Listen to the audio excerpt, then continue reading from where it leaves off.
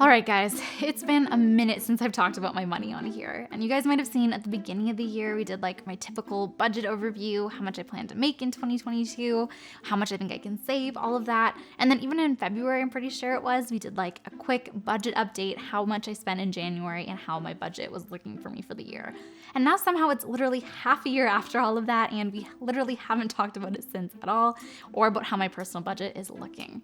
But that's all gonna change for the rest of this year because our plan for the second half of 2022 is to have me on here at least once a month, or the plan is once a month at the beginning of the month to talk about my budget, how everything's looking, how my saving and investing and income's going, just basically whatever's on my mind when it comes to money that month. Also, time for your quick reminder to make sure that you give this video a big like down below and that you're subscribed before we keep getting into it. So to kick all of these videos off, I wanted to make today's specifically about my payday routine. Now you guys know we're self-employed now, so we pay ourselves out. We have our own set payday that's a little different than it used to be with the bi-weekly paycheck every month. So I thought it'd be fun to talk about that. And also you guys know that my income is lower than it was in the past, specifically to what we pay ourselves personally out. Right now it's sitting at $2,036 a month.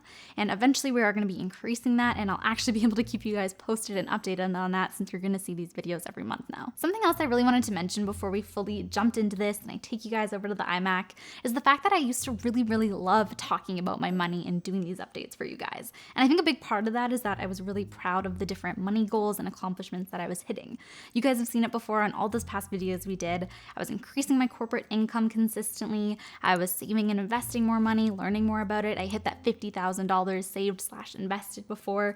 There's just all these different things that I was really proud of, and everything was consistently growing. My goals and everything was just on that steady incline. But now, since we switched everything up and made a big change and hit a big goal of quitting our jobs and working for ourselves, it's more so this same money goal that I have every month, which is just to keep my expenses in check, keep investing that $1,000 consistently. I'll talk about that in a second, but I don't really have these new different things coming up consistently.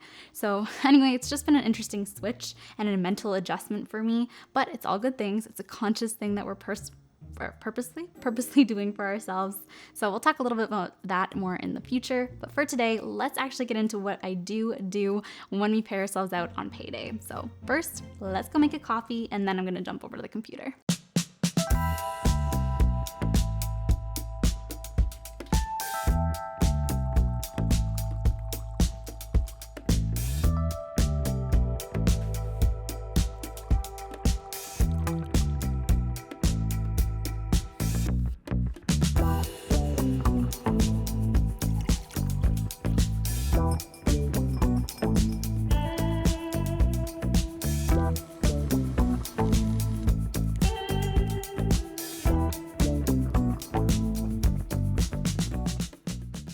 So I'm gonna start off by taking you through what my money flow looks like.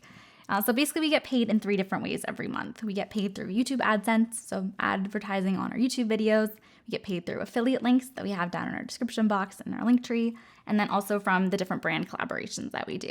Now, obviously those 3 different things are already not one paycheck, right? It's not one consistent thing. There's a few different income sources and even brand collaborations that ourselves could be multiple different companies and brands sending us money. So across the board, it's just really inconsistent and it doesn't happen on the same day every month. So what we've done for ourselves to make it a little bit easier is that all of that goes into our business bank account, and then we pay ourselves out one time per month. So we get one paycheck, and that's on the first of the month every month. So for myself, when we send me that money, it goes into my checking account. Now from there, there's a few different things that happens with that money and that income next. First of all, there's 3 different ways that I could be paying things off out of my checking account, either direct payments, things like pulled automatically like my rent every month, $925. It could be my credit card payments. I have 2 of them, my TD cashback card, which is my oldest one, and then the Neo cashback card that I use for the majority of my different expenses every month. And then also my investments. So I invest $1,000 into my Wealthsimple Invest Robo-Advisor 2, and those are the consistent things. So my expenses and my $1,000 investments, those come out of my account every single month. Now on top of that, onto the side, I have this kind of bank account set up as well, showing you where my current amounts are sitting at, so I can share that with you guys as it changes over time. But 2 different things that aren't touched every month. So obviously my checking account and my Wealthsimple Invest account they're part of my money flow. But my EQ Bank savings account, which is my emergency fund, it has $15,000 in there. That doesn't get touched. I've already contributed to it in the past. So it's just sitting there off to the side, growing in interest for me every single month. And then I also have my Wealthsimple trade account. Now in the past, I've invested in a few different stocks in there, but I'm not contributing to it anymore. So it's just sitting there and kind of fluctuating over time. Okay, so let's take it back for a second to the first of the month and the day that I get paid and the money actually hits my checking account, because there's a few different things that I'll do right away as soon as I get the money. So first thing is I'll take a look at all my different account balances and see what everything's sitting at. Just keep an eye, see if anything looks weird. I also do a quick skim through all of my expenses for the last month on top of tracking it later on. It's just good to have a general eye on it, a sense of what I've been spending on both my credit cards, from my checking account directly, see if there's anything that I should avoid spending on the next month. Sometimes it's painful to see what you've spent.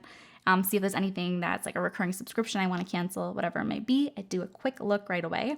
I also see what my credit card balances are sitting at, because if they're sitting pretty high and I want to make sure that my credit utilization doesn't get too high, I'll make sure I just pay them off right away that day now that I have the money in my account too, as opposed to waiting any longer.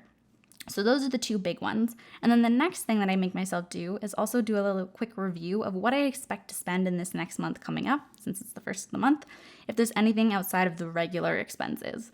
Like obviously these expenses here, I know I'm paying, it's pretty much a fixed amount roughly. Groceries kind of changes up. But I know that that's coming every month. But what are the big things that are not consistent that I'm going to have coming up this month? I keep an eye on that too. Okay, so let's end this video off by looking at what I did spend, what my expenses were for the month of July. And we're also going to talk a little bit about some of my bigger, not typical expenses that I have planned for August too. So we'll talk about that in a sec. But first, quick disclaimer before we actually look at my expenses, that I definitely spent too much and went over budget this month. It's kind of, I don't know why it is. See, I was about to go make some sort of reason up for it. Basically, I just haven't been as good at sticking with my lean budget. For me, what typically motivates me is like really having my big picture in mind. And lately, I've just been wanting to eat out a little bit more, been a little bit less on top of it, just a little more spendy across the board. And I do want to say too that it's definitely, everyone has a different budget, and it's fine to spend more on yourself than I do or what I'm saying too. Like, I don't want someone to look at this and think, what, that's spending too much on yourself? Like, doesn't look like that much. Keep in mind that our budget's really lean right now, right? Like I'm paying myself out only $2,000 a month to spend. I'm trying to keep it lean. And the reason I want to do that is for a bigger purpose, right? We are on a mission right now to grow our incomes. And so right now I want to be able to spend less on myself. So maybe that can increase in the future in a way that makes sense. But I want it to be more lean right now. That's something that actually does motivate me. I just kind of lose sight of that sometimes in certain months. So you're going to see that I went over budget. We'll talk about that in a second, but let's actually look at each of my expenses to kind of break it down and explain that picture of my spending for the month. All right, so you guys might recognize this spreadsheet from our annual budget spreadsheet that we've shown before in our videos. It's up on our website, but I just kind of minimized the other ones to make it really clear that we're looking at July specifically. So for, again, salary, you guys know this, $2,036 is specifically how much we pay ourselves. Again, nothing goes to my emergency fund on a monthly basis right now. $1,000 goes into my investing with my Wealthsimple Invest TFSA, nothing into my trade account, and now into the actual expenses. So the first few are more fixed. Rent, again, $925 a month. That already takes almost half of my $2,000 up right there. We also got internet and utilities. This past month, they were both about $31. Keep in mind that all of these types of expenses that are fixed, Dennis and I split. So this is actually half of what we were charged, around $62 for each of those for the month. But my portion is $31. Okay, so now to get into my food category. This is when we see me start to go over budget for the month. Starting off with groceries, this month, my portion of our grocery bill was $442.45. So again, we split this in half. Typically, one of us pays, each transfer each other the other half. Now, again, groceries is one of those ones that is going to sound high depending on where you live. Maybe this doesn't sound that high to you. Hopefully it does, because it's definitely on the higher side for us. Our goal typically is $300 each per month on groceries. We've kind of upped that to potentially $400 depending on what we've kind of bought that month. We have a little bit of flexibility there, but we're still definitely over what our typical goal is for this month. Typically we go once a week. That's our schedule. Some of the bigger cost items are meat and things like that. Obviously prices are up right now, but either way, this is something that just in general, we want to kind of shrink it down a little bit more than that. Restaurants, you guys would know that my goal for restaurants is only about $50 a month. Realistically, I'm always hitting $100 minimum. This is a little bit higher than that. I think it was broken up by like 4 different Uber Eats expenses this month, plus a few trips to buy ice cream. So So that was a little bit too high for the month for me personally and what I aim to spend. And that's the main category, spending on restaurants and specifically Uber Eats. That doesn't even like bring you that much value that I'm going to want to be trying to cut down moving forward. And something that I've been doing is finding different recipes, at least 2 different ones a week to try making. And that kind of helps motivate me to want to eat out a little less. Coffee shops, also over budget this month. I'm normally actually pretty good with my coffee shop budget and keeping it to $50. This month I went a little bit higher, kind of let myself make some excuses when our fridge broke earlier this month. I don't know if you guys saw that in our Instagram, but our fridge broke. We lived out of a cooler. I didn't have milk to make my coffee, bought some Starbucks. Shouldn't have went over budget, but I did. Transportation, public transportation too. Typically this is $0 for me, but this month we did use a streetcar a few times, and I have an auto reload up to my Presto card for a Toronto Transit of $50. Health, I have a prescription for $26 every month. I get a massage every month. It's exactly $141.25. That's in my budget. And down to personal. So phone bill, again, I haven't lowered this. My goal at the beginning of the year was my typical expense for my phone bill is $100. I want to bring it down to 50-ish. Still on my goals list, haven't done it yet. Personal care. So I kind of wrote down what this was for so that I'd remember. I spent $184 on personal care. I had 2 trips to Shoppers. Some of it's like toiletries and cleaning supplies that's necessary. Some of it's stuff that I kind of get a little overspendy with. I stocked up on vanilla syrup from Amazon, and I got some wine this month from the LCBO. So that was my personal care category. Nothing on gifts and donations. I spent $50 on clothing. Now, this isn't a recurring category at all for me, but I did buy a few shirts from Aritzia a few months ago now. And typically what they do is if one's back ordered, whenever they actually ship it to you, that's when you pay. So this is something I ordered a few months ago, got shipped to me this month and had to pay for it. And then last one of the month is my Spotify subscription too. So this one's recurring. It's the only recurring subscription that I'm currently paying for. It's $11.29. So that brings my total to $2,286.85. Now, you automatically know that that's over my $2,036 in income every month. You can see it down here that I went over budget by pretty much exactly $250.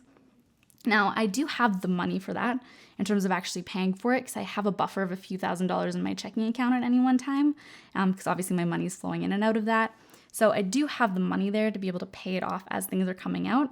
The problem with that is when I do have a bigger expense that's not my typical budget, like going to the dentist or something like that, which I'm going to have to do within the next few months, I'm just lowering the amount of money that I have in there for those types of expenses that I built up, right? So even though it's not a big stress this month, it is something that's going to impact me months from now as I have those bigger expenses. So I really do want to be on myself to hit that $2,036 pretty much on the dot. So to wrap up my July expenses, you can see that again, I went over budget $250.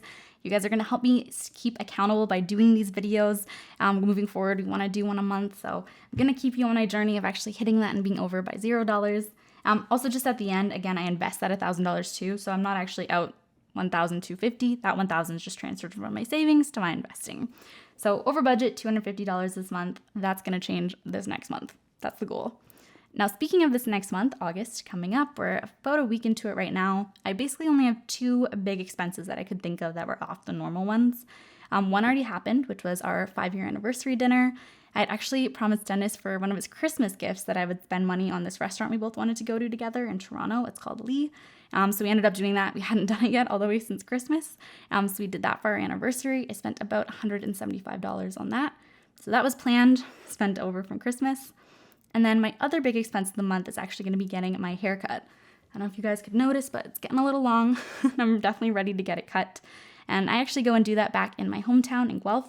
So I thought it'd be kind of fun to take you guys along with that. I'm actually getting it cut tomorrow. So we're going to skip ahead to tomorrow, to me then, and show you exactly how much that costs. So let's cut to that now.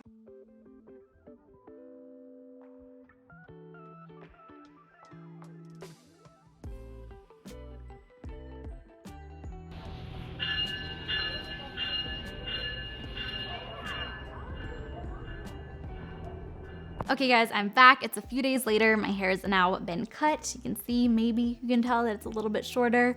I got like 7 inches cut off, so it's definitely a nice change and refresh for the end of the summer for me. I got a few clips that you probably saw at the train station, but here's the finished hair. And for total cost, since that was kind of the main point of the expenses, it cost me exactly $13.59 to take the train to Guelph. I didn't explain that before, but I get my hair cut in Guelph. That's where my family lives, with my old hairdresser that I've used for years. So about $13.50 for that, and then my haircut itself was about $165. Now that wasn't just the haircut, that was also getting my eyebrows done and tipping on top of it. So full cost, $13.50 plus $165 for the day of getting my haircut.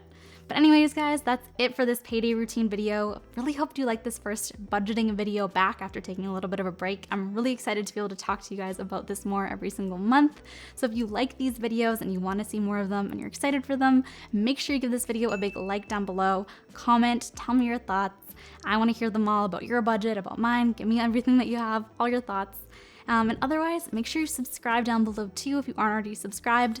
Check out our previous videos next door, specifically my old budgeting videos that I have done so far this year. You can kind of compare to where I was then versus now. And other than that, yeah, we'll be back soon with more.